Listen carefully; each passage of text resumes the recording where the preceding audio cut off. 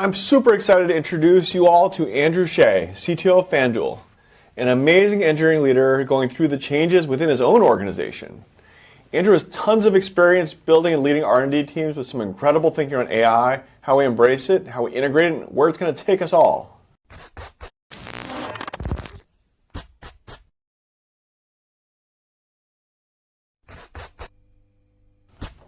And with that, welcome Andrew. Hey everyone, thanks for having me, Andrew. I appreciate it. This is all the Andrews today. Everyone gets the full thing, right? Well, so today, as you know, we're talking a lot about AI stuff because it's so transformative and so on the nose today. But to help make sure everybody knows where you're coming from, if you're willing, can you introduce yourself, your company, where you're coming from? Tell us what your world looks like so we can actually understand your reactions to all this AI stuff and contextualize it. Yeah, certainly. So my name is Andrew Sheh. I'm the CTO of FanDuel. And for folks who may not know what FanDuel is America's #1 sports book. So we actually do provide an online sports and gaming experience for folks that want to bet on sports experiences. I've been at FanDuel for about 3 years and manage all of the engineering and software development there. And prior to FanDuel, I worked for software companies like Compass and Palantir and really had a lot of experience prior to this with AI and machine learning, even before Gen AI was a thing, the last couple of years that it has really buzzed around. Yeah, and I think we were chatting the other day, you gave me a little bit of background around the wide diversity of kinds of companies you've had. So like, there's the job you do today, but like, you kind of gave me a longer history, that kind of different kinds of companies, right? I think it might be useful for folks to hear a little bit about that, right? Just yeah, sure. Because I think we're at a moment of change, and I think if you've been in the game for X amount of time, worked with this kind of companies, you look at it a certain way, and if you think the other way, you think like it has differences, right? So if you don't mind, a little bit more history, 100%, no problem. So just a quick background. I grew up in Boston, Massachusetts area in the suburbs, went to school in upstate New York for computer science.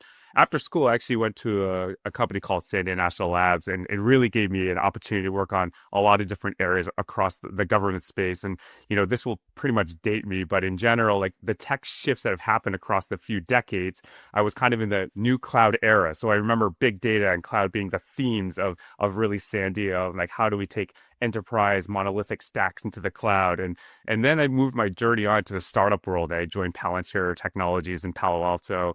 It was a long time ago, about 14, 15 years ago, when there's roughly like 100 employees. And for us, it was really about getting data from the actual enterprise system itself, the old Oracle stacks that were in-house to really into the cloud, as well as how do you get it to the hands of users quicker. So Palantir is really at the forefront of taking enterprise data to the analyst desks and moving that. And in my journey, I realized I wanted to continue going through startups, and actually went through a real estate tech startup called Remine, which later I actually got the opportunity to join Compass, which is a SoftBank backed company that went through public IPO a few years ago and really evolved there. And so FanDuel is for me has been the newest job that I took on since Compass, and it's been a journey since. Awesome. Well, I was actually joking that I was able to catch you today. I think you're in DC today, is that right? I am, yeah. I'm always on the road. Right. Okay, so this actually leads to help folks understand kind of FanDuel. Like, you told me you're traveling 3 out of the 4 weeks. And so what is help everybody with scale on like FanDuel. Like, how big is it in terms of, engineers and offices, and why are you traveling so much? Yeah, so FanDuel has a pretty big global footprint. So just to start with FanDuel, we're about 4,500 employees. We are actually headquartered in New York City, but we have offices in LA, Atlanta, New York, Edinburgh, Scotland. And as part of kind of being part of Flutter, which is our global parent company, we have software development centers in Portugal, Romania, Australia, and a few others. So it really does kind of take me away and have to kind of, globetrot around. Got it. Okay. Well, that helps set scale for everybody on this. So since the theme today is actually about AI, and I'd admit that I think we're all learning about it and how to actually tackle it. It really comes down to trying things, right? I think that's what the theme has been in the last few years. Experimentation, I think, is the way I think about it. Like, at an org that big, how do you experiment, specifically on AI? Like, how do you, AI coding tools, like, how do you try them? Like, does everyone do it all at once? Like, how do you try stuff? Yeah, this is like the magic question. I think a lot of people and organizations will have different answers. And I think for us at Yeah, that's what we're gonna FanDuel, hear from we, you. we have Yeah. like 2,000 people. So, like, and when my CEO is asking me, like, what are we doing here from a perspective of dipping our toes in there? The first part for me, from an engineering perspective, was really how do I leverage these tools and get it to my employees' hands faster? So, from an engineering perspective, it was very straight out of bat. Like, how do we give them generative assistance tools where like code actually gets generated or helps them in their job? So I took it as upon something as, how do I give the developer something that they're already probably doing? So in a couple of years ago, people are still using Stack Overflow, they're Googling code. So they're already getting code assistance in one way. So this is kind of like, how do I integrate it in their But IDEs do or you do code? That's you one thing. use it first, or did a team member bring it to you, or was it like Yeah, a that's a good corporate point. direction? Yeah. We picked a few teams. You're right. We picked a few teams actually because I think one is we wanted to make sure, when you pick a tool, everyone's going to grumble. So we want to understand how do we experiment it and get a Yeah. few people to do it. So we tried it with a few development teams to get some metrics first. Yeah. So like, okay, so you kind of made I'm guessing that people kind of were picking it up organically here and there, but like you said, hey, we're going to do the experiment. We're going to pick some few teams and try it this way. Like this is like curiosity Yeah. because I don't get to touch the code, and now I get to touch the code again with this kind of new set of tool set. Did this get your hands back in the keyboard to try it yourself, or like are I've you been part of kind of pilots? on hand keyboard a little bit. In Yeah. general, that's been my philosophy. But I think the biggest part is when we were experimenting with, well, part of it was we had to ask our developers, one, do you find that it's actually helping you? Number one. And then two was like, how do we measure this thing? Like, how do we actually Yeah. understand if there's an uplift? So that was kind of part of the, how do we go from experimentation in some of the teams to globally, I give it to all my developers to have access to. So that was kind of the steps. But yeah, it got me back to the keyboard a little bit more because I wanted to understand what they were experiencing. So it sounds like you guys did some isolated experiments where one of the criteria coming out of them is asking them, do the engineers feel like it's actually working? It sounds like you guys set some success metrics yourselves too around that. Did you do that a priori, or did you did you kind of determine the success metrics as you were going along? We set some general actual metrics. We didn't want to prescribe anything like what percentage of lift or how many more minutes of productivity you get. We wanted to actually feel like, it's a side by side companion. So for us, it was like, is it something that's actually helping you? Is the quality of the code that's generated for you actually creating uplift versus is it accurate and you're having to like spend time reading and correct it? So we evolved, I would say, our metrics in the beginning to understand, is it actually useful? Are we using the right tools? And like in this kind of pilot trial period, this sounds like it was a positive experiment. How long was that, you think? It was about a month and a half. We wanted to sprint as fast as possible to make a determination to jump in. And is this a formalized thing you guys do with all new things? Like, have you had things that follow this and don't work? And like, Oh yeah, or yeah. I mean, that's the nature of FanDuel. Like, we actually like to fail fast, and so I think for us, 30 to 45 days experimenting was already kind of slow. But I think by the nature of introducing something like generative AI into our code, we also want to understand the security aspect of it. Is it now okay, looking at my code base in GitHub? So yeah, I think as yeah. part of that analysis, there was parallel work at the governance level of just making sure that the tools we just provided them with actually has security and guidelines for protecting what we built. Got it, got it. So once you kind of get past that point, though, like, hey, I think this is a thing we want to do. Like, how do you drive change across the organization, right? Because, I'll ask this in two ways. Like, one, because like we were just talking earlier about how a lot of organizations aren't getting the usage they want on that, some of it, and some of this is change management, right? Folks not like, like the pilot might go well, but some of the folks that are rolled in don't get it. But also the other side of it too is like, frankly, it's a time of a lot of change in the world as a whole. So how do you support people that are like, I don't want to do this, or like, this is gonna, like, how do you manage through that stuff, right? Yeah, I think any leader in technology, they have to apply the equal change management to the amount of effort, to be clear. So I think you bring up a very good point there. The first part here is like for us, we actually did leverage like GitHub Copilot as the code assistance tool. We leveraged GitHub to also train our employees on what the usage can look like. So instead of just saying, hey, we found a tool, it looks like it works for a group of people, we're going to just deploy it, we actually embodied them with here's best practices, here's examples how you do that. And then we actually gave them opportunities like the hackathons and like small 0 to 1 efforts where we say, we want you to only use this to understand its limits, for instance. So I think we gave them some guidance and freedom, but also here's some best practices. So we didn't want them just dabbling and figuring it out. But I think that's one way to do it. It's not necessarily the right way, but I think at a scale of 2,000 engineers at FanDuel, you do need to give them kind of the here's how companies that develop the tools are leveraging internally as software engineers. So yeah, well, okay. So you, by the way, earlier you told me you piloted with a couple teams, but let's say you've got 50 people using it, and now we're trying to move to a 2,000. Do you deploy all 1,950 people all at once, or do you kind of move geography by geography, or how do you step into a front end teams, back end teams? Like, how do you do it? Yeah.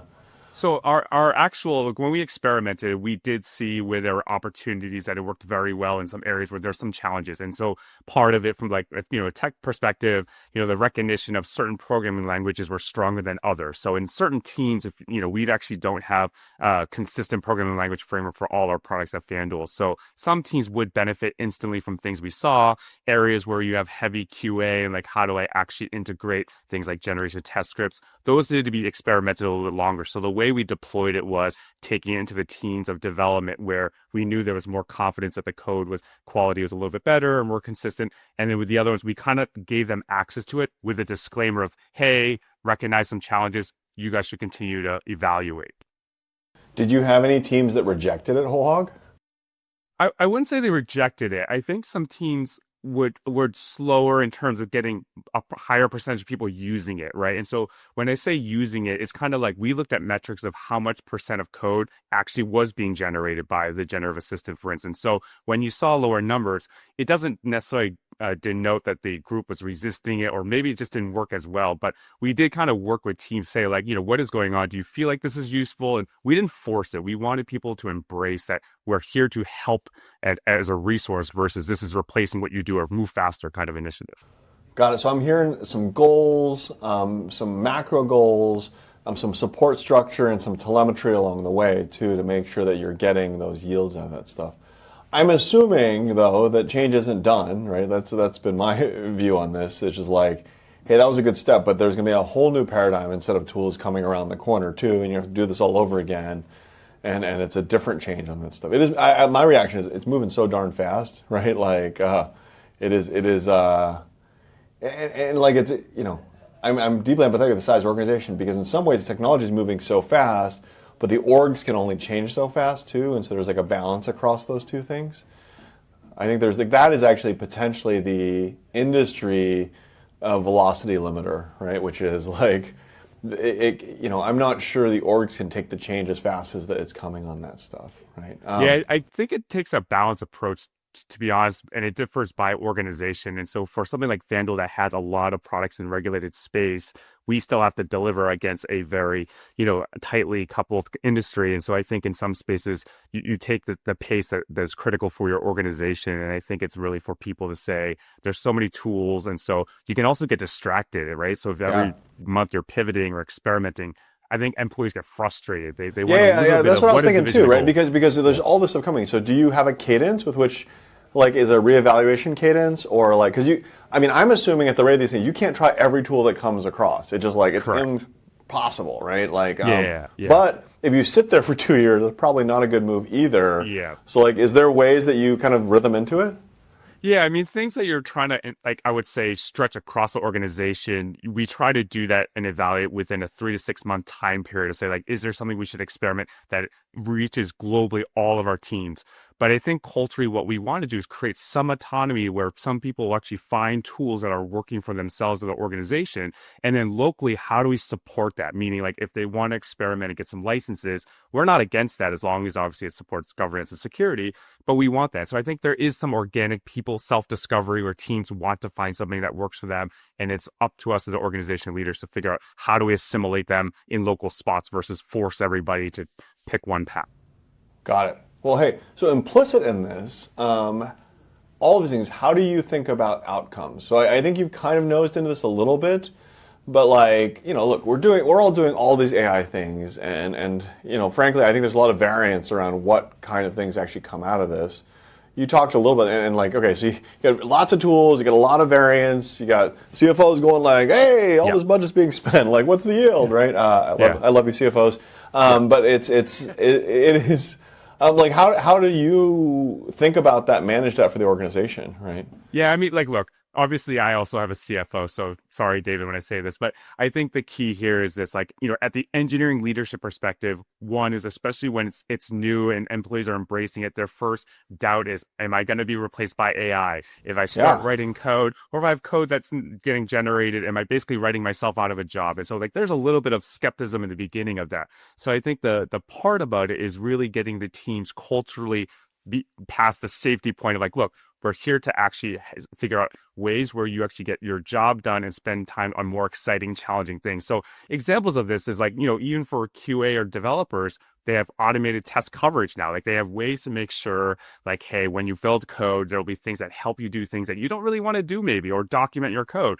And so instead of us pressing you on where's your documentation or code, there's things that give you that uplift. So I think really giving the data to people, saying here's how much time you don't have to spend on these things to go do things like new initiatives, they kind of value that, and they realize it's a plus versus it's or kind of and or kind of paradigm for them. So is that in your planning processes now though? Like, are you working with the business, your CFOs being like, hey, we do these things and I squint a year out, it's going to be like this kind of load, or how are you guys thinking about that, or is it too early in the curve? Yeah. No, I look. There's some things within the engineering org, like what I mentioned, the productivity and code gen. That's one area. But I think when you look at AI in general, especially where we are, a lot of use cases that have been very successful in businesses is at the enterprise productivity and automation perspective, right? And so when you are working with the CFO or when you're a technology leader, there's obviously, you look at your organization and say, look, the critical part is,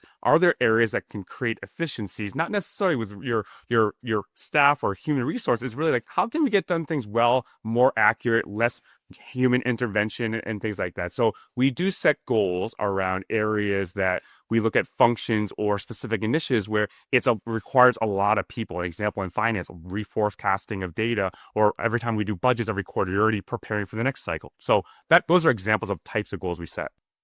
Got it. Yeah, I think it'll be interesting. I mean, my view on this is like we're all at a very dynamic stage on this stuff, right? Like my 2 cents is it'll be different 5 years from now. I don't know how it's going to be different, but it's going to be different on this thing, right? I'm actually kind of nervous. Like, honestly, like I always thought I have 2 boys, by the way. I have an 8-year-old, 4-year-old.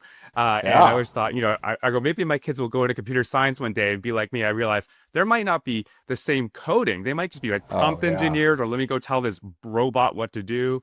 I don't even know if they're going to have to drive cars, to be honest, by the time they get their licenses. So it will shift. I mean, I heard that the new robot cars are going to open in DC shortly, so you guys are going to get them soon. It might, yeah.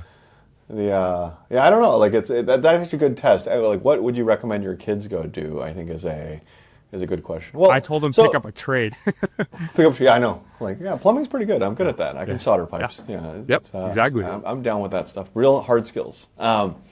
So when you look forward, though, like, what are you thinking about? Like, are you, both in terms of technology, your team, the company? Like, what are you excited about? What are you worried about? Like, what are you watching for? Like, and pick any horizon you want, but like not today, but like in the future. Like, what are you thinking? Yeah, like, look, I'll go across the spectrum.